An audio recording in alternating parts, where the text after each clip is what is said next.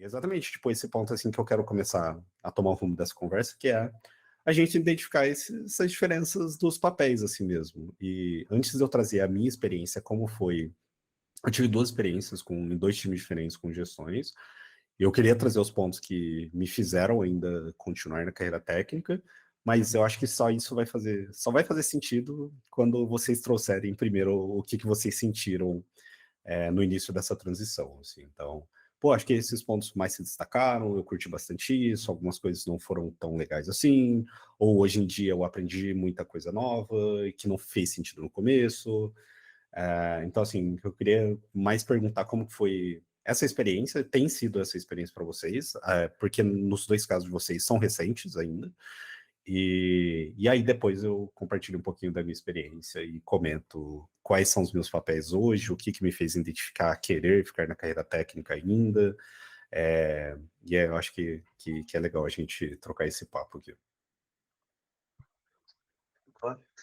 Bom, então, Bruno, basicamente acho que no momento em que eu resolvi fazer essa transição e eu comecei de fato a atuar como engineering manager, eu tive, acho que até hoje eu tenho algumas dificuldades que acho que todo mundo que tomou essa decisão acabou passando por isso, que é basicamente como que eu metrifico o trabalho que eu estou fazendo, como é que eu sei que eu estou fazendo um bom trabalho? Porque quando a gente é um contribuidor individual, meio que você sabe, para você conseguir metrificar o resultado do seu trabalho, assim, não querendo falar de modo pejorativo, mas é fácil, assim, porque a gente sabe que, pô, legal, eu entregar aquela determinada demanda num prazo e qualidade ali excelentes e tudo mais, conseguir me comunicar com os stakeholders e tal. Você sabe que aquilo representa o seu trabalho.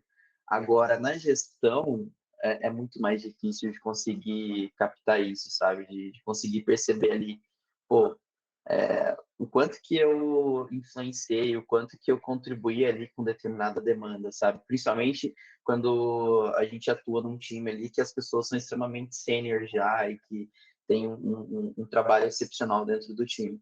Então, o trabalho da gestão, o fato da gente conseguir coletar esses feedbacks e essas métricas ali da qualidade do nosso trabalho, quanto que a gente está influenciando e gerando resultado de fato, isso é um ponto que eu senti muita dificuldade ali, que até hoje eu sinto dificuldade, acho que todo mundo que já passou por isso, o Brunão mesmo que teve essa experiência recentemente também deve ter compartilhado desse mesmo sentimento, acho que esse é um ponto ali, é uma coisa bem difícil que hoje eu já tenho aprendido a lidar melhor, né? Então, meio que a partir do momento que a gente entende que o nosso trabalho de fato, ele não dá para a gente metrificar de uma sprint para outra. São coisas ali de várias sprints, um ciclo, sabe? Às vezes a gente quer fazer uma mudança ali de cultura no time, de mindset, que ela começa no início do ciclo ali e vai ao longo de 6 meses, sabe? A gente vai captar esse resultado aí na frente. Então, é um trabalho mais duradouro, digamos assim, sabe? Então, acho que a primeira dificuldade ali que o pessoal vai encontrar quando fazer essa transição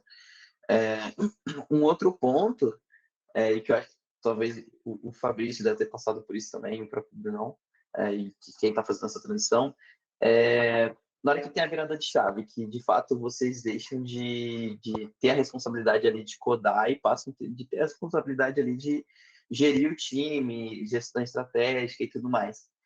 Parece que fica um vazio, sabe? Você fala, tá, legal, não tenho mais teste de código, e aí, o que eu faço, sabe? Tipo, como que eu posso impactar aqui, né? Então, acho que logo no começo é normal que essas dúvidas, elas apareçam, que esses questionamentos apareçam. Por isso que eu acho que é muito importante sempre buscar referências ali no seu trabalho, de liderança e tudo mais, para que vocês consigam ter um direcionamento, tá legal, onde que eu posso gerar impacto, como que eu posso fazer para conseguir é, crescer o time em si. E acho que é uma coisa muito importante, gente. Acho que logo no começo eu me aproximei muito das pessoas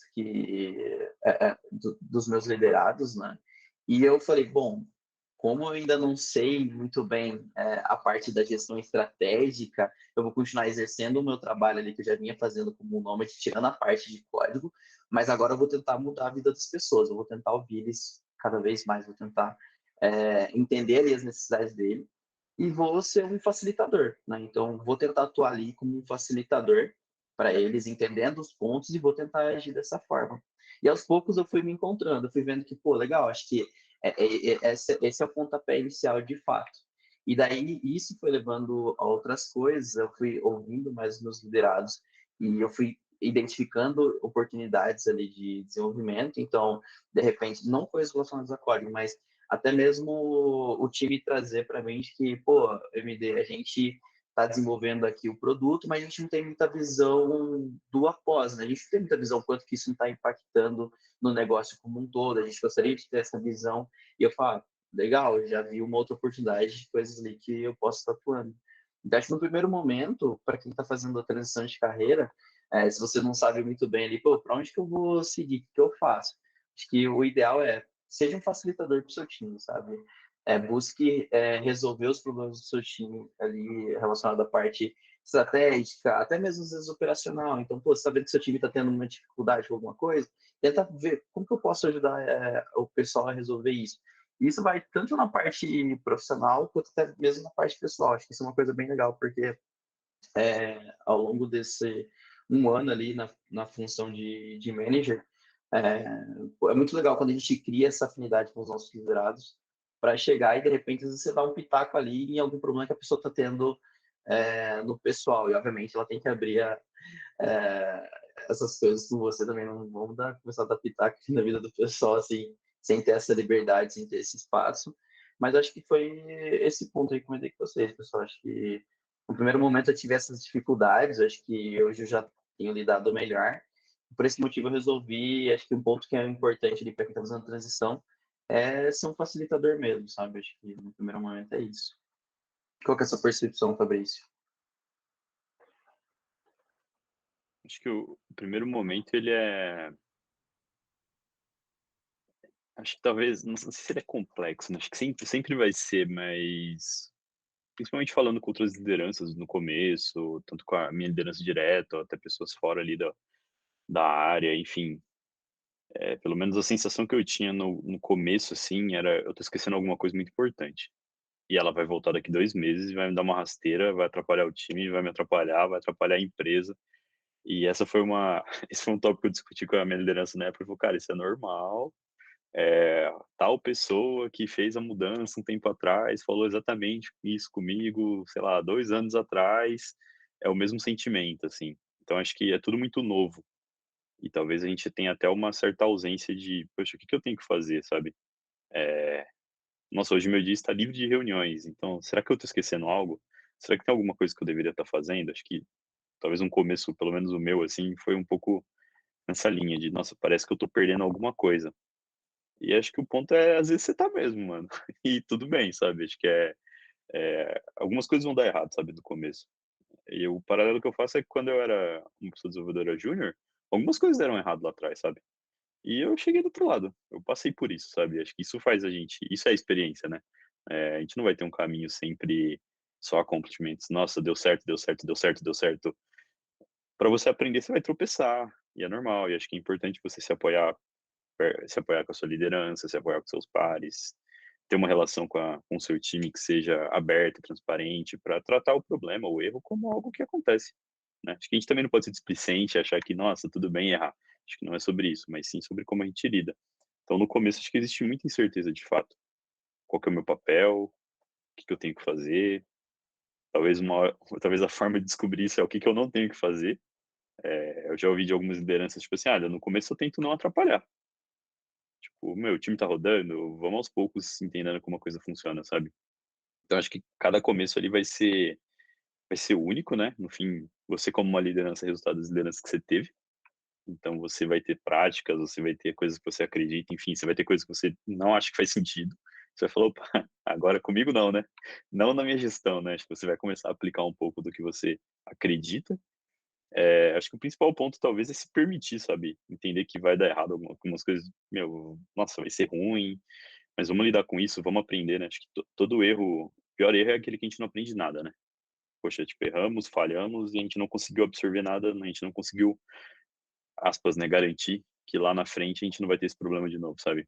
Então, acho que o principal ponto no começo As minhas dificuldades foram entender meu papel, o que que eu fazia, qual que era a definição. Se você for ver job description de engineering manager, geralmente vai falar sobre ser responsável por uma parte de um sistema X, tipo tutela de microserviço e de projeto, enfim, né? Ter ali, ser um ponto central, evoluir a coisa toda, formar pessoas e garantir as prioridades. Será que é isso, assim, sabe? Quais são os subitens, né, dessa lista? E são inúmeros. E você, como uma liderança, vai ter um estilo de gestão que talvez vai te pender para um lado delas, por exemplo, sabe? Então, pelo menos, acho que voltando, assim, né? Já estou entrando em outros pontos. No meu começo, eu tinha muita dúvida sobre o que era até esperado do meu trabalho. A forma de resolver isso foi falando muito com a minha liderança sobre, pedindo ajuda. Teve uma coisa que me falaram bem no começo, assim, que eu acho que faz super sentido, eu levo isso até hoje. Eu queria ter mais feedback, né, da minha liderança. E aí, essa pessoa que estava me mentorando na época falou: "Cara, você está pedindo feedback, mas você está dando feedback?" Às vezes é pedir o que você tá pedindo, você tá dando? Você tá abrindo um canal, sabe? Você não tá só tipo: "Poxa, meu time não me dá feedback", mas você tá dando feedback com as pessoas? Enfim, então se apoia na sua liderança, fale com quem você tem contato, interface que você fez, sabe? Tente ouvir e esteja aberto, porque feedback é uma grande ferramenta de crescimento, ainda mais numa posição de liderança que ela tem um toque subjetivo.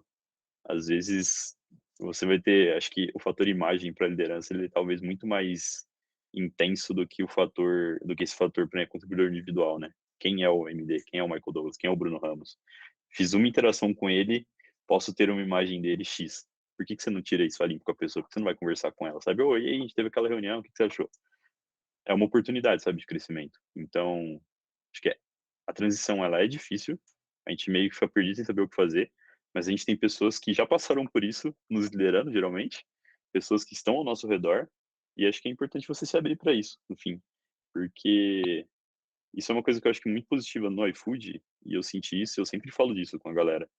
Existe uma rede de apoio muito grande, pelo menos eu sinto isso, e eu sinto que eu posso contar com essas pessoas, porque feedback rola, as pessoas falam, não é aquele feedback tipo: "Pô, mas você não foi bem". Não, olha, aconteceu isso, você poderia ter feito isso, o resultado foi esse, é algo mais direto, é algo mais acionável. Então, se apoie nas pessoas nesse começo, elas vão conseguir te ajudar. E se você achar que o que você está pedindo não está rolando, talvez está na hora de você dar um pouco disso, sabe.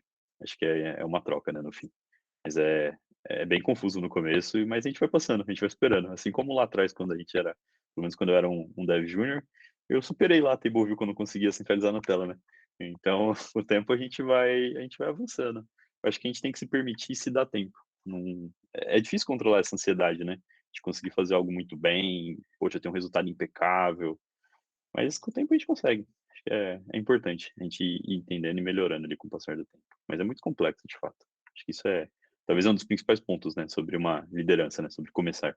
Como que você troca de papel, o que que esperam de você e tudo mais, enfim. Dá pra gente ficar horas aqui falando disso. Mas enfim, eu acho que se apoie nas pessoas. Acho que elas vão conseguir te ajudar. Acho que esse é o principal.